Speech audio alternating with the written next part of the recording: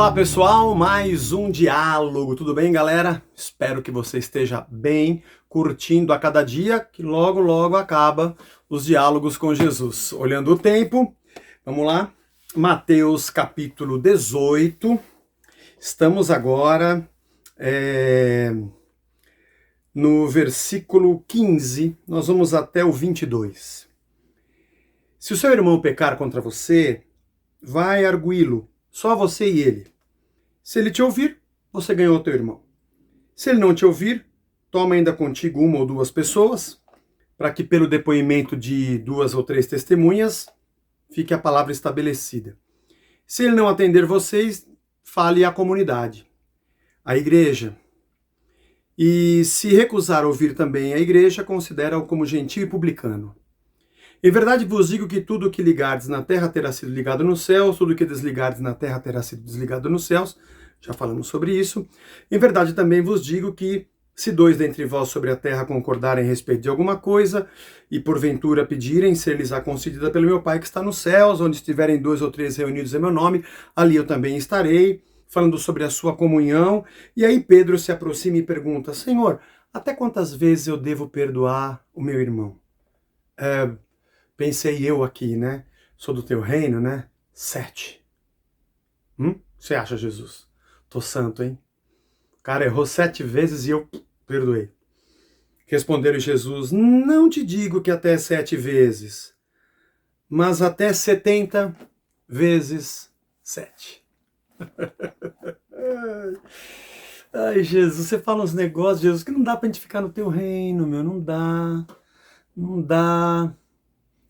Esses diálogos ensinam a gente a viver. Ensinam muito pra gente. Tem muita coisa importante. Aliás, esses diálogos, como você sabe, eu sempre digo, não é um estudo profundo em cada um deles, observando todos os aspectos. São algumas lições, como um drops diário aqui de bate-papo sobre as conversas de Jesus com pessoas como eu e você, né? No caso aqui com os discípulos. Se alguém tropeçar, você vai e conversa com essa pessoa.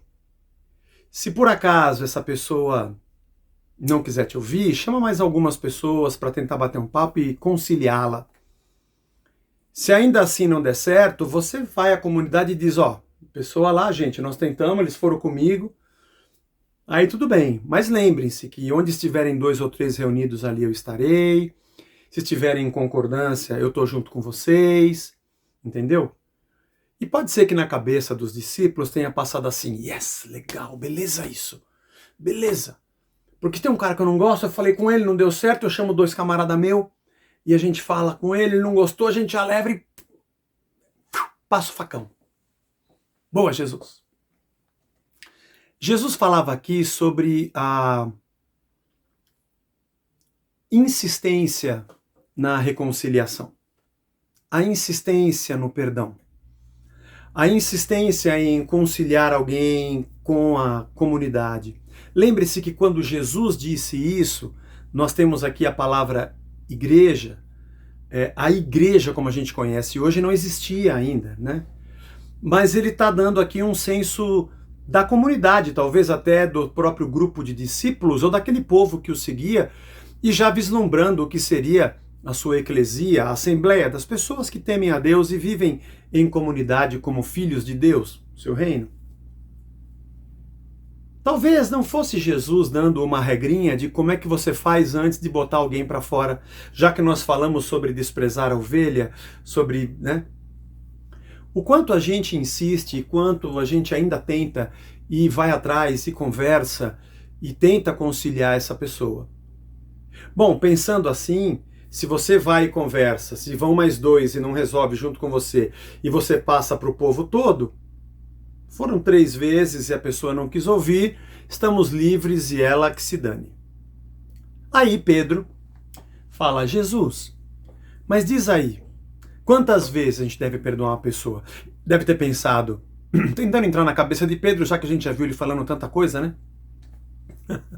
Quem sou eu para entrar na cabeça de alguém? Nem na minha eu consigo, mas vamos tentar. E aí Pedro teria dito assim: 3, deixa eu mostrar como é que eu sou espiritual agora. Ô Jesus, Quantas vezes devemos perdoar o pecado de um irmão? Entendi o papo da ovelha. Somos todos iguais nesta noite. Legal, entendi. 7. Talvez Jesus dissesse: nossa, Pedro, como você é espiritual, Pedro. Eu falei só 3 já tava bom. Aí você vai com mais 2, vai à igreja, acabou. Pé nele, manda ele pra fora, vai pro espaço. Mas você, Pedro, você é um cara que vai além do que eu poderia imaginar. Você é um cara tão espiritual que eu não consigo te alcançar, você está nas nuvens. Jesus olha e fala: Pedro, não é uma questão de números. Porque quando Jesus diz 70 vezes 7, ele não está dizendo 490. Vai anotando aí, quando é 450 já tem? 435, mais 35, olha, mais 55, depois a gente manda esse cara para o espaço. Não é uma questão numérica. Ele está querendo dizer que a nossa misericórdia e a graça não tem fim. Isso faz de nós, puxa vida, como é que eu posso dizer a você? Aos olhos das pessoas que nos cercam, um reino de tolos, de bobos. Porque a gente sempre dá mais uma chance. Obviamente que você descobre às vezes que você não está falando com um filho de Deus que precisa de perdão e reconciliação. Você está falando com um filho das trevas que não tem como ter comunhão com você. Tudo bem.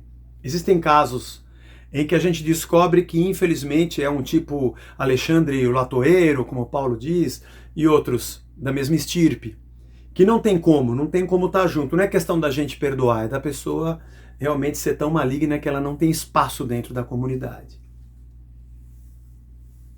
Mas o quanto a gente caminha com alguém? Sabe o que é legal para a gente entender o tamanho da misericórdia? É nós olharmos para o quanto de misericórdia nós gostaríamos de ter. O reino de Deus é um reino de amigos e um reino de gente que se ama.